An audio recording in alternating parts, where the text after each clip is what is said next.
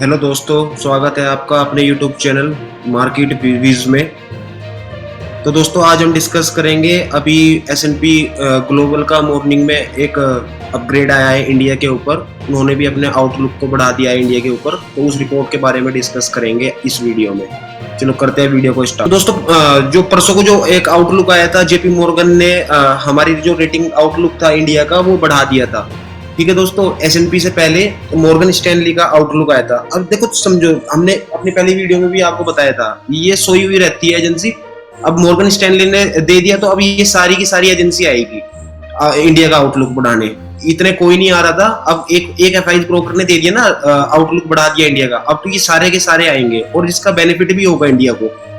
ठीक है दोस्तों, अब देखो क्या होता है ना कि ये जैसे एफआई जो फॉरेन ब्रोकरेज होते हैं, जैसे मॉर्गन स्टैनली हो गया, जेफरीज हो गया, सीएलएसए हो गया, क्रेडिट स्विस हो गया, तो इनको ना एफआईज जो होते हैं ना, जो इन्वेस्टमेंट करने के लिए जो आते हैं, वो क्लीनली वॉच करते हैं। ठीक है दोस्तों, इनकी इन्वेस्टमेंट रेटिंग पर। तो ये इन्वेस्टमेंट रेटिंग है मॉर्गन स्टैनली की जो होती है। लेकिन एक्चुअल में जो क्रेडिट रेटिंग एजेंसी है ना, जो वर्ल्ड वाइड देखी जाती है, वो यही 3 क्रेडिट रेटिंग एजेंसी है। फिच हो गया, मोडीज हो गया, एस&पी हो गया। इनके आउटलुक को ना पूरा ब्रॉड वे सब कंट्री फॉलो करती है। ये जिसकी रेटिंग वो कर देते हैं ना, किसी कंपनी के ऊपर रेटिंग दे दी तो सब फॉलो करने लग जाते हैं रेटिंग एजेंसियों को। और अभी एस&पी की आ गई, उम्मीद है जल्दी मोडीज और फिच भी अपनी रेटिंग दे देंगे, इंडिया का आउटलुक बढ़ा देंगे उसके अंदर। तो चलो करते हैं वीडियो को स्टार्ट।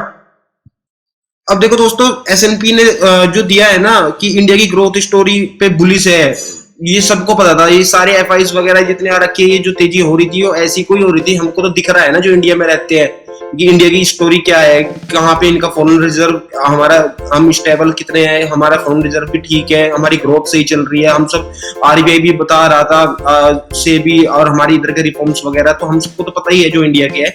लेकिन बाहर तो हमारी जो ग्रोथ को जो पता लगेगा, बाहर के लोग क्या देखेंगे? बाहर के लोग तो इन्हीं एजेंसियों के रेटिंग के ऊपर चलते हैं ना। तो इन रेटिंग का आउटलुक का बढ़ना, इनका रेटिंग हमारा इंडिया के ऊपर बढ़ना तो बहुत बड़ी बात है। ठीक है, तो फॉरेन में हमारे इंडिया की एक वैल्यू बढ़ेगी इन रेटिंग से, तो और लोग आएंगे और एफआईज इन्वेस्टमेंट आएगा इंडिया के अंदर और तरक्की होगी इन रिपोर्ट के अंदर। चलो कर लेते हैं डिस्कस रिपोर्ट को।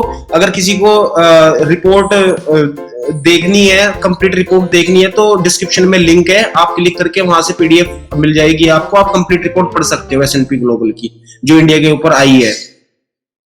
ये कल शाम को आई थी, ये जो ग्लोबल एस&पी ग्लोबल की। दोस्तों, इसमें जो मेनली जो टॉपिक है ना कि एस&पी क्यों बुलिश है इंडिया की ग्रोथ स्टोरी पे, उसके अंदर क्या है ना कि एस&पी मानता है कि इंडिया 6.7 ट्रिलियन डॉलर की इकोनॉमी हो जाएगी 2031 तक। यहां से अभी जहां पर हम हैं, यहां से डबल होने की वैल्यू रखती है इंडिया की जो इकोनॉमी है, वो 6.7 ट्रिलियन हो जाएगी 2031 तक का। और एस&पी ग्लोबल प्रोजेक्ट कर रहा है कि 6.7% एनुअली हम बढ़ेंगे। बाहर की कंट्री, जैसे बाहर इन्फ्लेशन बढ़ रहा है, इतनी सारी कोविड के बाद में कमी आ रखी है, डिमांड सप्लाई डिस्टर्ब हो रखी है, लेकिन इंडिया इन सभी को निकलते हुए अपनी ग्रोथ की प्रोजेक्टरी की ओर अग्रसर हो रखा है। तो इंडिया यहाँ पे इंडिया जो ग्रोथ कर रहा है ना, वो 6.7 एनुअली ग्रोथ करेगा 2031 तक का, एस&पी ये बोल रहा है। ठीक है दोस्तों, अब एस&पी बोल रहा है कि इंडिया की ग्रोथ कहाँ से आएगी। तो इंडिया की ग्रोथ जो जिन सेक्टरों से आएगी, वो मेजॉरिटी मैन्युफैक्चरिंग होगा, सर्विस होगा, एक्सपोर्ट होगा और कंज्यूमर की डिमांड होगी। इन सेक्टरों से ग्रोथ आएगी इंडिया के अंदर, और इंडिया की इकोनॉमी रीच कर जाएगी 6.7 ट्रिलियन डॉलर 2031। हम जापान को भी ओवरटेक कर लेंगे और थर्ड लार्जेस्ट इकोनॉमी बन जाएंगे 2031 तक का, ऐसा एस&पी बोल रहा है इंडिया के उसमें। अब इसके अंदर क्या क्या फैक्टर प्रमोट करेंगे इंडिया की ग्रोथ को? अब इंडिया की गुड फैक्टर जो ग्रोथ करेंगे इंडिया की, उसमें हमारे यहाँ के टैक्स रिफॉर्म जो चल रहे हैं, जीएसटी काउंसलिंग में हर कंपनी को वो दी जा रखी है। तो जो हमारी बीजेपी गवर्नमेंट है जो टैक्स रिफॉर्म कर रही है, उनको तो फायदा मिल रहा है ना हमको। तो टैक्स रिफॉर्म हो गया, गवर्नमेंट स्टेबल है, तो उसके चलते हमें ग्रोथ लीड मिलेगी। और हमारा जो डिजिटल एंड फिजिकल इंफ्रास्ट्रक्चर है, उसके वजह से हमें बूस्ट मिलेगा ग्रोथ में। कि हम डिजिटल भी तो हो रहे हैं ना। जैसे देख लो आप यूपीआई देख लो, अब मेजोरिटी कितनी यूपीआई की ट्रांजेक्शन बढ़ गई है।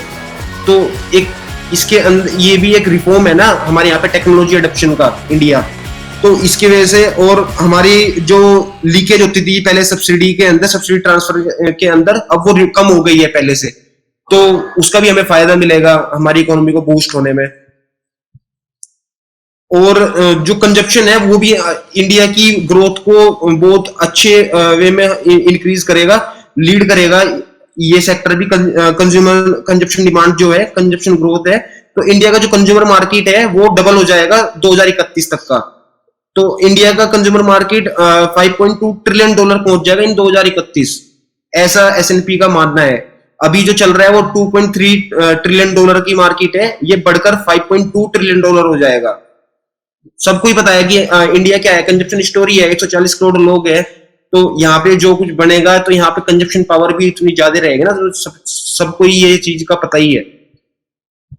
अब दोस्तों देखते हैं कि अब जैसे जैसे ये फॉरेन ब्रोकरेज के हमारे यहाँ पे इंडिया के आउटलुक बढ़ेंगे ना, तो और लोग आएंगे इंडिया के अंदर इन्वेस्टमेंट करने, एफडीआई इन्वेस्टमेंट बढ़ेगा लॉन्ग टर्म, इंफ्रास्ट्रक्चर और बूस्ट होगा इन्वेस्टमेंट जब आएगा, ग्रोथ हमारे यहाँ की इंडिया की बहुत अच्छी हो जाएगी और इंक्रीज हो जाएगी, बाहर के लोग आने लग जाएंगे, टूरिज्म बढ़ेगा, सब चीज के ऊपर इंपैक्ट पड़ेगा इस रिपोर्ट के थ्रू ना।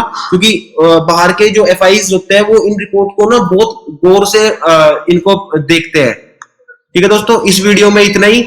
और अगर आपको कंप्लीट रिपोर्ट पढ़नी है तो आप नीचे डिस्क्रिप्शन में लिंक है वो देख सकते हो।